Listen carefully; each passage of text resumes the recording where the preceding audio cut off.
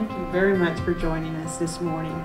It is an extreme privilege to be in the same room with 3 Medal of Honor recipients. The Medal of Honor is understood by the military and families of the military. It doesn't go far beyond that. Most people don't really know what it is. They understand that embedded in the Medal of Honor are some values, but the common statement is, I didn't know. I didn't know what the medal even was. You know, it's so much harder to wear this thing than it ever was to earn it. What we did, me and Bruce, for example, we never even got hurt. Bob been shot like 14 times. Only 8, he said. I've said 1,000,000 times, these are the best Americans I've ever met. I think these are the best Americans we've ever produced. Among them, I don't know of a fan of war. Many of them hate war. To a man, they don't feel deserving of the medal. And to a man, they'll tell you they're wearing it for others who weren't so fortunate and didn't come home. What I find so compelling about the Medal of Honor is that it's really laying down your life for the purpose of protecting someone else. And that notion is as applicable in military life as it is in how we live our lives in civilian life. It's just that notion of an individual honoring another enough that they would place that person in front of themselves.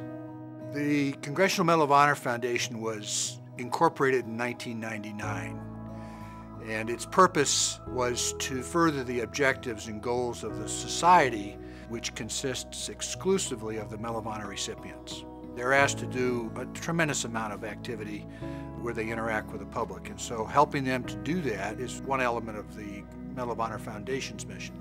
I think the genesis of this whole thing was when John Rangos, whose idea the Medal of Honor Foundation was, encountered a Medal of Honor recipient in an airport. And he struck up a conversation with him and said, "What are you doing?" He said, "Well, I'm flying to City X, Houston, Minneapolis, someplace like that, to go give a speech," and discovered that in fact he was funding his own travel.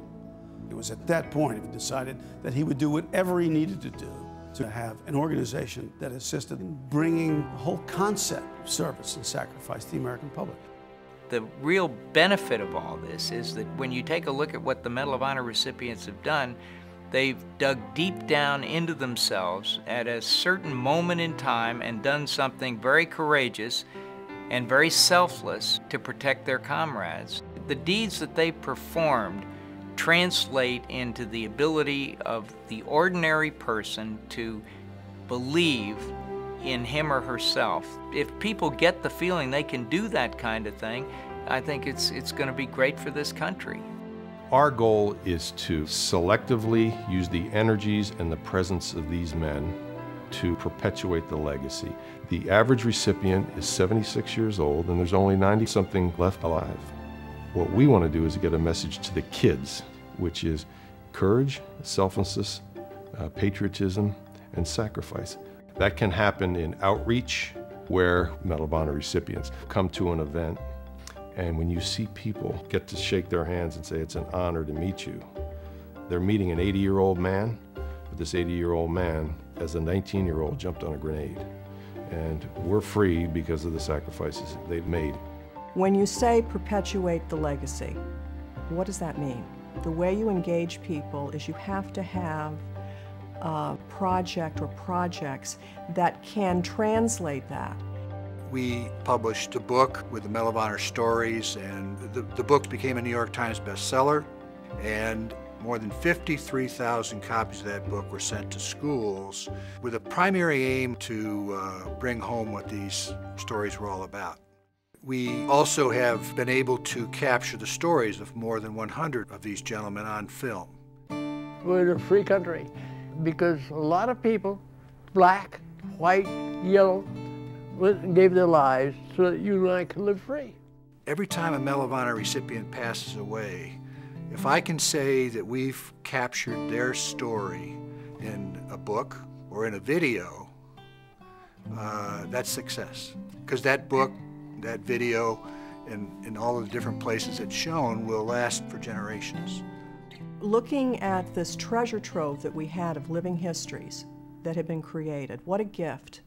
We started taking those living histories and working them into the classroom, working with the Erie schools. We are in the process of creating an educational platform where we have taken these living histories, we have married them with lesson plans for middle and high school that would help the teachers to follow up after looking at the DVDs, how to translate that message to the young people and get them engaged in character development. It's about defining your heroes. It's about character. I mean, you just look at the reaction in the classroom from these young people or what they say to you in return, and you realize it's profound. I mean, it's absolutely changing young people's lives. And he's leaving in a couple weeks to go to Iraq. At first I was really mad at him for enlisting, but now that we did this program, I just feel like hugging him and saying thank you so much.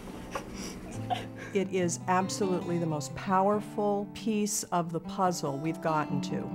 Pat Brady said that in the 40 years he has been a member of the Society, this is the most important project we will ever work on. This means more to the recipients who are remaining than anything the Society's ever been associated with. That's pretty powerful.